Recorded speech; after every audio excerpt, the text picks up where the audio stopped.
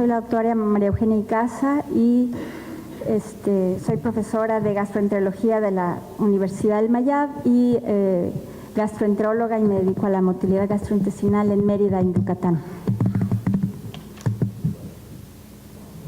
A ver si yo sí la entiendo, doctor Mari, el coso este. Bueno, yo les voy a hablar de la microbiota intestinal, qué es y cuál es su papel en la salud.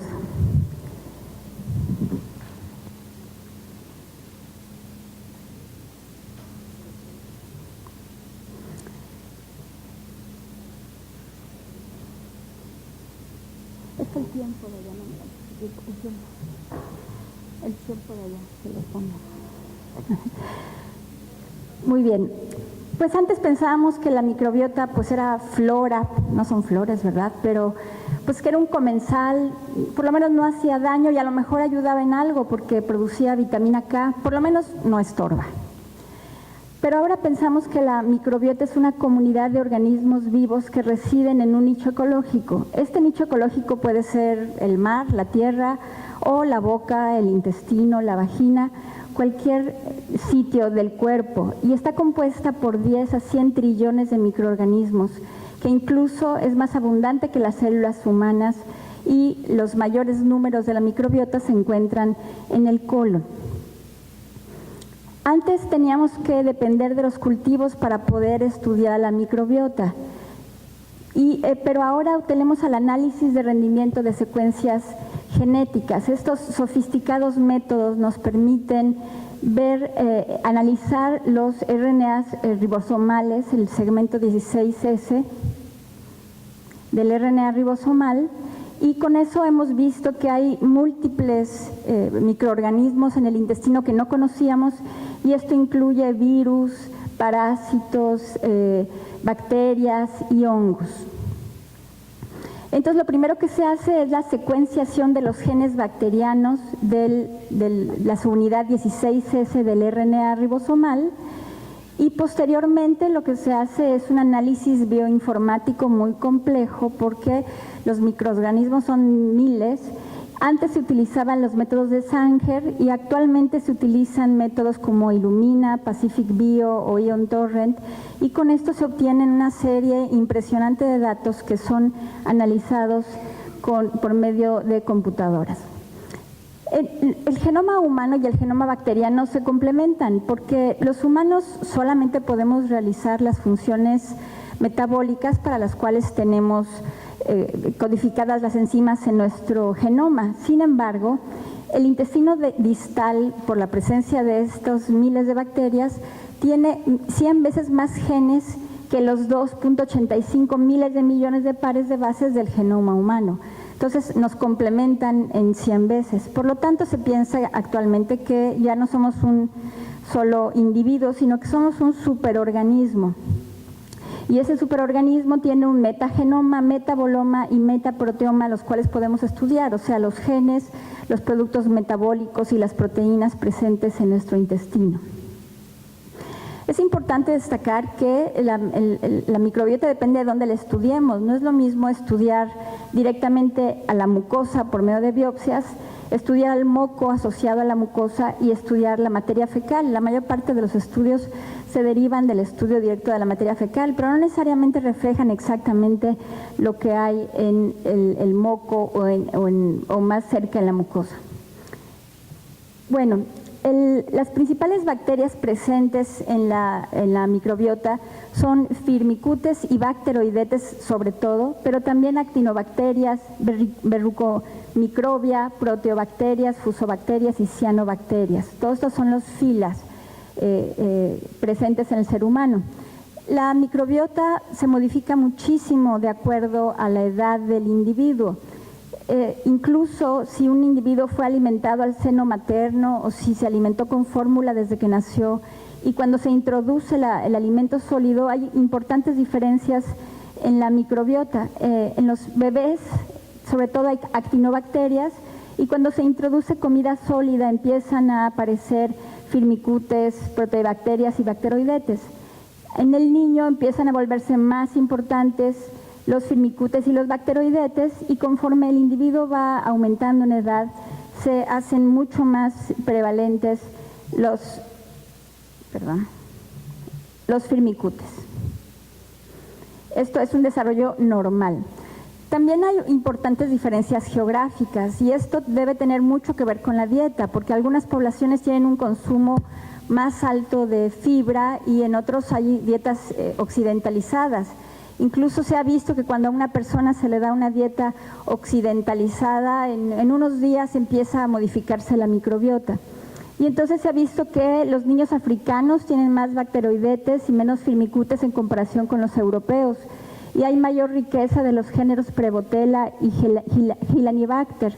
Y en el mundo desarrollado hay más Enterobacteriaceae. Se han hecho estudios comparando individuos de Malawi, de amerindios y de Estados Unidos y se notan importantes diferencias en las unidades formadas de colonias y hay incluso tipos distintos de microbiota entre uno y otro grupo. Pero estos pasajeros tienen alguna función, los necesitamos para algo. ¿Se puede vivir sin microbiota? Desde hace muchísimos años, desde hace más de 50 años, hay experiencia con ratones libres de gérmenes. Desde que nacen se mantienen en un medio absolutamente estéril. Y se ha visto que los ratones libres de gérmenes tienen un menor consumo de oxígeno y tienen una menor tasa metabólica. También crecen menos, alcanzan solo el 85% del peso esperado y su sistema inmune es inmaduro. Si comparamos los ratones libres de gérmenes con los ratones que se les llaman convencionales, entonces podemos ver que el peso de los órganos, corazón, pulmones, hígado es menor, su gasto cardíaco es menor, consumen menos oxígeno y sus nódulos linfoides, mesentéricos y sistémicos están poco desarrollados. El tejido linfoide asociado a la mucosa es poco desarrollado y sus niveles séricos de IgG son bajos. Y sorprendentemente ingieren más alimentos a pesar de que tienen menos peso y tienen obviamente una mayor susceptibilidad a las infecciones cuando se les expone a las bacterias. Cuando se hace una convencionalización, como se le llama, de estos ratones, es decir, la exposición a la microbiota, entonces esto tiene una profunda influencia en el comportamiento, metabolismo, crecimiento y, como veremos en otros estudios, obesidad, ingesta y resistencia al estrés en el individuo adulto. Como les decía, en los estudios en los cuales se analiza la microbiota se encuentran una serie de números y números en una información grandísima y a veces es muy difícil interpretar los estudios o lo que nos dicen, porque en un estudio resulta que un bicho es más importante y en otro estudio es el otro y ya no sabemos ni qué pensar. Sin embargo, para esto se ha intentado organizar la información en enterotipos para ver si es posible definir enterotipos que nos puedan más o menos orientar hacia qué individuo tiene qué propensión de acuerdo al enterotipo. Y entonces pues se han identificado enterotipos específicos y estos enterotipos están basados en la proximidad taxonómica entre las bacterias estudiadas y se han asociado con la cantidad de proteína, grasa y carbohidratos que ingiere algún individuo. También se han hecho asociaciones entre ciertos enterotipos y enfermedades específicas, como la obesidad, la enfermedad inflamatoria intestinal y la enfermedad de Crohn. Todo esto es en un intento de organizar la información que es increíblemente grande. En este estudio muy interesante, realizado por el Dr. Ding, se analizaron a 300 individuos sanos y buscaron su microbiota en 18 puntos corporales. Y ellos identificaron los tipos de comunidades bacterianas y las relacionaron con la alimentación al seno, el sexo y la escolaridad de los individuos. Y ellos encontraron que las comunidades, obviamente son distintas en las distintas regiones, no es lo mismo las comunidades en la boca o en la vagina. Sin embargo, encontraron que sí había una cierta manera de predecir cuáles iban a ser las poblaciones en otra región, o sea, la región de la boca se asociaba con la microbiota del intestino. Y de manera importante, estas poblaciones suelen ser en general estables en el tiempo, porque ellos midieron en dos puntos distintos, en dos cortes, encontraron estabilidad en el tiempo. También en otro estudio con 123 individuos delgados y 169 obesos hicieron un análisis de los genes microbianos y encontraron que una cuenta alta de genes es favorable para la salud digestiva, con una alta proporción de productores de ácido butírico, hidrógeno y ecosistemas con una relación metanogénica sobre acetogénica adecuada y una reducción del sulfuro de hidrógeno. La cuenta alta de genes se asoció con baja prevalencia de trastornos metabólicos y obesidad, y las cuentas bajas de genes tenían mayor proporción de bacterias proinflamatorias. Entonces parece ser que la diversidad bacteriana y la diversidad del genoma bacteriano es importante para la salud. En cuanto al metabolismo bacteriano, la microbiota tiene un importante papel en el metabolismo. Las bacterias tienen una gran cantidad de genes que realizan funciones metabólicas que el humano no puede realizar. La mayoría de los microorganismos que tienen esta función son anaerobios estrictos y realizan la fermentación sacarolítica de la fibra no digerible. O sea, nosotros no podemos digerir esta fibra, sin embargo, las bacterias sí lo pueden hacer. Por eso los pacientes del doctor Meharin llegan inflados con tanta fibra que comen, porque tiene una gran producción de hidrógeno y de otras sustancias, pero muy importante es la producción de ácidos grasos de cadena corta. Esta es la razón por la cual los ratoncitos libres de gérmenes son más delgados, porque no tienen a la microbiota que digiera la fibra. Los ácidos grasos de cadena corta, como el propiónico, butírico, acético y otros, son una fuente muy importante para el colon y también se absorben en el cuerpo, a la sangre. Son compuestos empleados por las células epiteliales del colon para obtener energía. 60 a 70% de la energía de las células colónicas proviene de los ácidos grasos de cadena corta. Además, acidifican el contenido intestinal y esta acidificación inhibe el crecimiento de bacterias patógenas. El ácido butírico es muy importante, pues modula el crecimiento y la diferenciación del epitelio y por otro lado aumenta la motilidad, y al aumentar la motilidad también controlamos el crecimiento de las bacterias patógenas y aporta el 10% de la energía absorbida. O sea que si no tuviéramos microbiota necesitaríamos comer 10% más.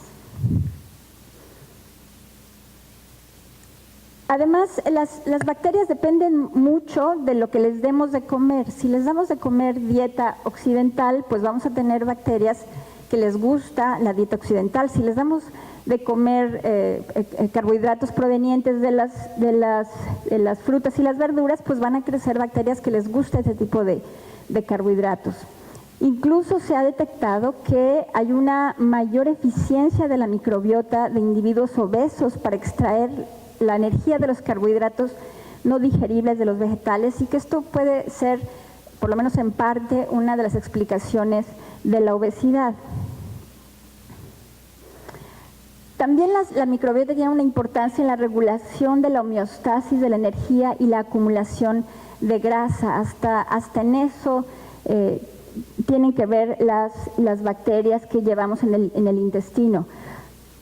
Cuando tenemos a ratones libres de gérmenes y entonces se les pone a los ratones libres de gérmenes, se introduce en su intestino el contenido intestinal de ratones convencionales, o sea, ratones normales, esto se le llama convencionalización.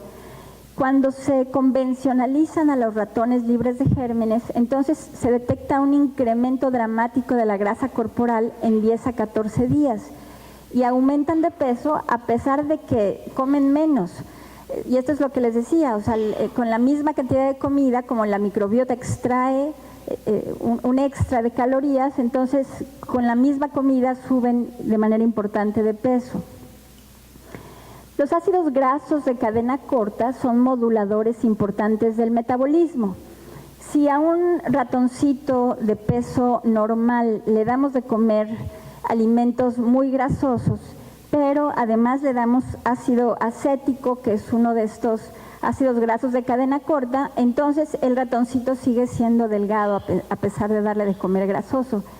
Pero si al ratoncito solamente le damos de comer mucha grasa, entonces se convierte en un ratón obeso. Es impresionante. Ustedes denle de comer a unos ratoncitos pie de queso, que tiene una combinación perfecta de grasa y azúcar, y se vuelven locos y empiezan a comer. Si ustedes dan mucha azúcar a un ratón, pues engordan tantito, no pasa nada. Si les dan mucha grasa a un ratón, pues también engordan tantito. Pero si les dan pie de queso, o sea, el cheesecake, que tiene una combinación perfecta de azúcar y grasa, entonces se vuelven locos y se vuelven obesos. Pero cuando a un ratoncito obeso le ponemos en su dieta ácido butírico, y entonces aumenta la grasa parda, y en ello se observa que hay una disminución de la obesidad y un incremento de la sensibilidad a la insulina. Entonces esto nos empieza a hacer entender muchos de los aspectos metabólicos y aspectos de la dieta. Muy interesantes, nos dicen que existe una microbiota obesogénica, o sea, si con la microbiota de un ratón obeso convencionalizamos a ratones libres de gérmenes, se vuelven obesos. En cambio, si los convencionalizamos con la microbiota de ratones delgados, entonces sí aumentan de peso, pero no se vuelven obesos. Aquí, pues siempre nos preguntaríamos qué es primero, qué es se vuelven gordos porque, la microbiota cambia porque comieron mucho, o engordaron porque la microbiota es diferente. Y hay una serie de estudios que demuestran que la microbiota es obesogénica. Los ácidos grasos de cadena corta además liberan hormonas de la saciedad como el péptido YY y el péptido 1 parecido al glucagón, y esto es una de las razones por las cuales engordan menos los ratones sometidos a una dieta alta en carbohidratos de las frutas y las verduras. Los ácidos grasos de cadena corta además modulan la expresión del factor adiposo inducido por el ayuno, y este es regulador del metabolismo de la grasa. La protección es otra parte muy importante de la microbiota. El intestino está sometido a una serie de bacterias patógenas y tiene que estar continuamente defendiéndose. El intestino tiene dos tipos de respuestas: una respuesta inmune adaptativa, en la cual reaccionamos a una infinidad de antígenos, y esto incluye la producción de anticuerpos por las células T y B, pero también tenemos una respuesta inmune innata. Esta respuesta es heredada filogenéticamente desde nuestros ancestros remotos, y esta respuesta implica la reacción por medio de los receptores de reconocimiento de patógenos a una serie de patrones moleculares asociados a patógenos, o sea, son lipopolisacáridos bacterianos, lípidos y proteínas que están presentes en estos microorganismos y son reconocidos por estos receptores con los cuales ya nacemos, son heredados. Y esto reconoce a ciertos antígenos. Estos receptores de reconocimiento de patógenos activan a los receptores tipo TOL, a los receptores tipo NOD y a receptores de la familia de la helicasa, que son muy importantes en el control de la inmunidad. O sea, nos defienden de los microorganismos patógenos, pero es muy importante mantenerlos a raya, porque un exceso de reacción nos lleva a enfermedades como la colitis ulcerativa, la enfermedad de Crohn y otras más. Entonces, la microbiota es muy importante en el desarrollo y modulación de la función inmune. Los receptores tipo TOL regulan la barrera epitelial sin desatar una respuesta inmune dañina y estimulan la inmunidad, pero también la controlan. Y esto sería muy largo de hablar, pero la microbiota comensal es muy útil para mantener a raya la respuesta de estos receptores tipo TOL y tipo NOD. Entonces, la salud depende de una tolerancia adecuada a los comensales, pero tanto una defensa como atenuación de la respuesta a las bacterias patógenas. Strachan en 1989 se preguntaba, ¿no será que el aumento de los estándares de higiene puede estar implicado en el incremento de las enfermedades autoinmunes? Y ahora todo el mundo todas las señoras traen en su bolsa sus geles, porque todo hay que desinfectarlo, y el jabón es antibacteriano, y y hay que echarle cloro al piso y a todos lados, lo cual parece ser algo inútil, y posiblemente estos cambios importantes que estamos haciendo en el medio en el que vivimos y esta disminución en la exposición a las bacterias comensales está provocando tal vez algunos problemas en la salud. La falta de exposición a la microbiota a temprana edad podría impedir el desarrollo correcto de los mecanismos inmunorreguladores.